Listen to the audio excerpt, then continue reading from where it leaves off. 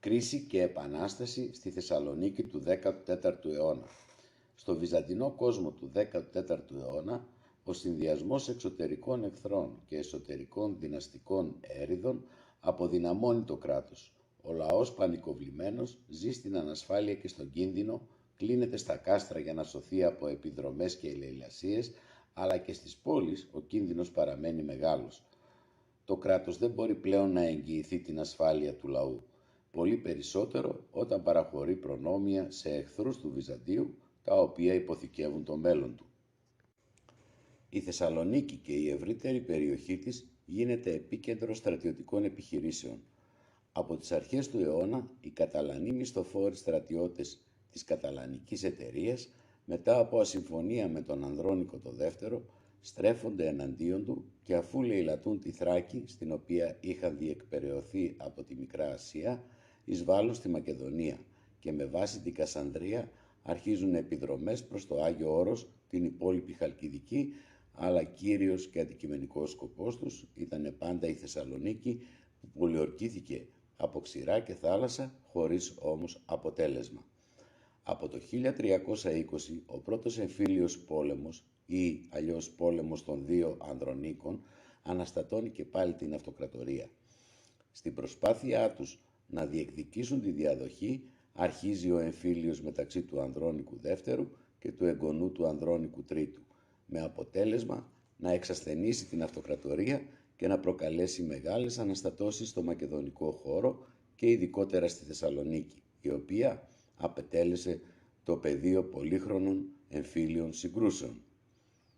Ο πόλεμος αυτός έδωσε την ευκαιρία να αναμειχθούν στα εσωτερικά της αυτοκρατορίας οι Σέρβοι ως σύμμαχοι του Ανδρώνικου δεύτερου, όμως αργότερα συνέχισαν τις επιδρομές τους και το 1334 απείλησαν τα τείχη της Θεσσαλονίκης. Ο δεύτερος εμφύλιος πόλεμος προκλήθηκε από τη διαμάχη του αντιβασιλέα Ιωάννη Κατακουζινού και της βασιλομήτωρος Άννας της Σαβοίας. Ο Ιωάννης το 1341 αναγορεύτηκε από το στρατό αυτοκράτορας και από τότε αρχίζει ο εμφύλιος πόλεμος, που εκδηλώθηκε και αυτός στα αστικά κέντρα της Θράκης, αλλά και με ιδιαίτερη ένταση στο χώρο της Μακεδονίας και κυρίως στη Θεσσαλονίκη, όπου η αντίθεση αριστοκρατών ζηλωτών, εκπροσώπων των λαϊκών τάξεων, είχε φτάσει σε ιδιαίτερη οξύτητα και επρόκειτο να οδηγήσει σε αιματηρές συγκρούσεις. Παράλληλα, και στο θρησκευτικό επίπεδο εκδηλώνονται οι αντιθέσεις των ησυχαστών του Γρηγορίου Παλαμά και των αντιησυχαστών του Βαρλαάμ Καλαβρού και του Γρηγορίου Ακίνδυνου, που επιτείνουν ακόμη περισσότερο τη σύγχυση και την αναταραχή. Στη Θεσσαλονίκη, οι ζηλωτές τάσσονται με το μέρος του νόμιμου αυτοκράτορα Ιωάννη Πέμπτου και αναγκάζουν έτσι τον διοικητή της πόλης και πολλούς άλλους αριστοκράτες να φύγουν. Οι διεκδικητές του θρόνου, στα πλαίσια της διαμάχης τους, δεν διστάζουν να συμμαχίσουν με Σέρβους, Βούλγαρους και Τούρκους, προκειμένου να ικανοποιήσουν τις προσωπικές τους φιλοδοξίες. Η Θεσσαλονίκη όμως, εντός των τυχών, ανακηρύσσεται από τους ζηλωτές ανεξάρτητη. Όταν ο εκπρόσωπος της αυτοκρατορίας, Ιωάννης Απόκαυκος, προσπαθεί να επαναφέρει την αυτοκρατορική εξουσία στην πόλη, ερχόμενος σε αντίθεση και με τους πλουσίους και τους ζηλωτές, ακολουθούν αιματηρές ταραχές, σφαγή του ιδίου, πλήθους πλουσίων και επανεγκαθίδρυση της εξουσίας των ζηλωτών. Όταν το 1347 συμφιλιώνονται οι διεκδικητές, η εξουσία των ζηλωτών πέφτει και ο Κατακουζινός με τον Ιωάννη Πέμπτο εισέρχονται στην ταλαιπωρημένη και τραυματισμένη πόλη το 1350, στην πόλη που προσπαθεί να επουλώσει τις πληγές των κοινωνικών, εμφύλιων και εθνικών συγκρούσεων. Η ανάμειξη όμως των Σέρβων στον εμφύλιο πόλεμο τους δίνει το δικαίωμα να εμφανιστούν το 1351 απειλητικότατοι έξω από τα τείχη της Θεσσαλονίκης, εποφελούμενοι της συμμαχίας τους με τον Ιωάννη Πέμπτο σε μια νέα διαμάχη με τον Ιωάννη Κατακουζινό. Η Θεσσαλονίκη βρίσκεται στο έλεος των προσωπικών αδίστακτων επιλογών του κάθε δομέστιχου ή διαδόχου και των συμφερόντων του. Εν τούτης, λίγο μακρύτερα, ένα άλλο γεγονός απειλεί το μέλλον όλης της αυτοκρατορίας.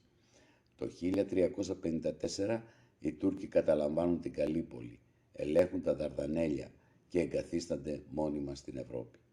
Ο κλειός για την πρωτεύουσα σφίγγει, με άμεσο αντίκτυπο στη ζωή του υπόλοιπου λαού. Ποια ήταν όμως η ταυτότητα των ζηλωτών και τα αίτια της τάσης?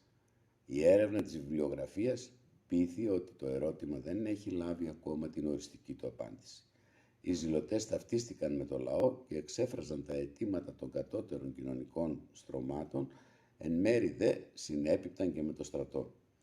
Ήταν μια καθαρά πολιτικοποιημένη παράταξη με σαφή κοινωνικά κίνητρα και αιτήματα, κατά των πλουσίων γεωκτημόνων και υπέρ των πενωμένων και καταπιεζομένων.